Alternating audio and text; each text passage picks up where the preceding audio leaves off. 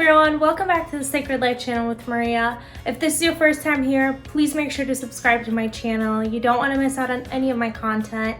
I hope all of you are going strong with your Tracking a Habit challenge.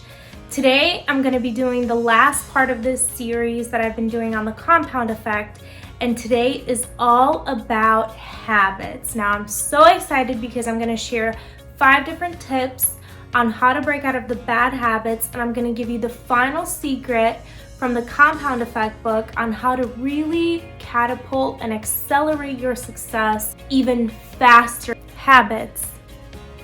The older they are, the bigger they get. The deeper the roots grow, the harder it becomes to uproot them. Some get so big with roots so deep, you might hesitate to even try. So start today. There is a quote out there that says, "The mind is a wonderful servant, but a terrible master."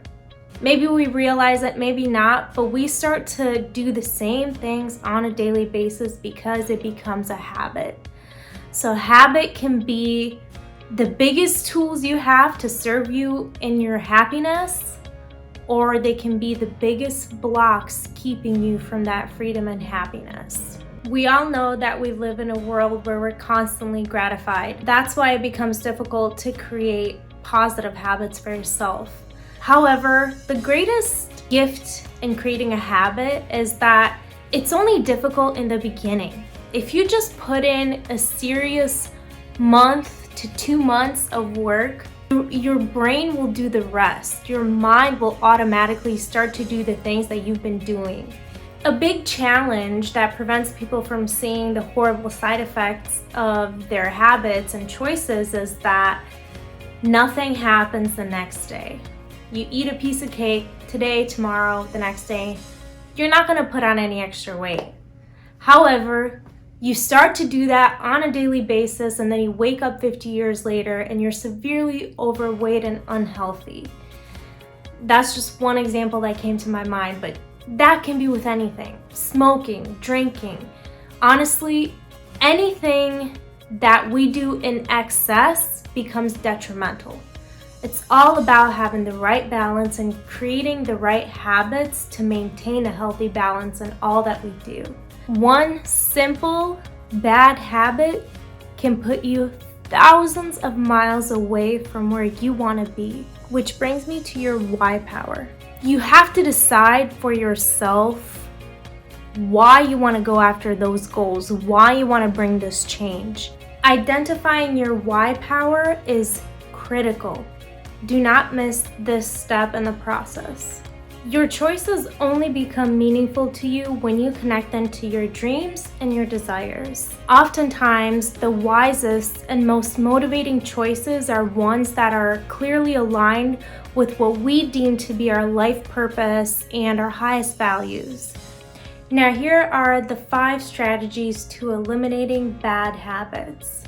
Number 1, identify your triggers. For example, say you want to drink less. You're going to have to learn to identify what's going to trigger you into that kind of a behavior. Is it certain friends that you're around? Is it certain settings like bars that lead you towards that kind of behavior? Sometimes emotions can be triggers. Our routines can be triggers.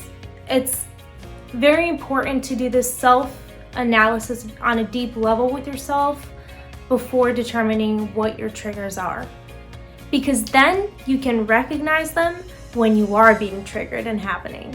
Number 2 is clean the house of anything that reminds you or brings you near that behavior you're trying to stray away from. So if you want to drink less, or if you want to quit smoking, then throw away every bottle of alcohol you have. Throw away every pack of cigarette in your house, because having those things around you is a constant temptation, which you will cave into simply because you're a creature of habit. Number 3 is swap it. What I mean by that is, can you swap that negative habit with a positive habit? For example, say I'm always munching on chips maybe you would like to munch on almonds, or if you have a nut allergy, you can get kale chips. Number 4 is ease into these changes. Remember guys, these changes and choices that we're making are tiny, and after the course of 2 years is when they're going to be accumulated into this huge success. Remember to not get too ahead of yourself. Although, if you are the kind of person that likes to make a bunch of changes to their life and likes to uproot everything and start all over, and then that's fine too.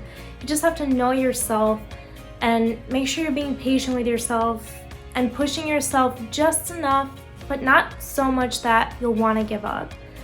All about enjoying the process and having fun with yourself. And last but not least, tip number 5 is to take action. So many times we ask opinions from other people or read an article or watch a YouTube video, but at the end of the day, we have to take the action with the knowledge that we have. It's useless to sit on, and so I really want to encourage you guys to take that action. Do it today. The big secret that I learned in this Compound Effect book that can accumulate my success even faster is not only adding positive habits in my routine, but detaching myself from the negative ones that are leading me very far away from my goals. It's easier said than done, but I have found my vision and my goals that I want to work towards, and so thanks to finding my why power, it's now easier for me. I now see that sight that I'm working for every day. So it makes giving up the negative habits in my life exciting. It makes me want to do it. It makes me want to embrace the challenge. Today's affirmation: I am love and love is me. Thank you guys so much for watching until the end with me. I really appreciate your time. If you haven't already, subscribe to my channel. Take care guys, stay safe, and lots of love.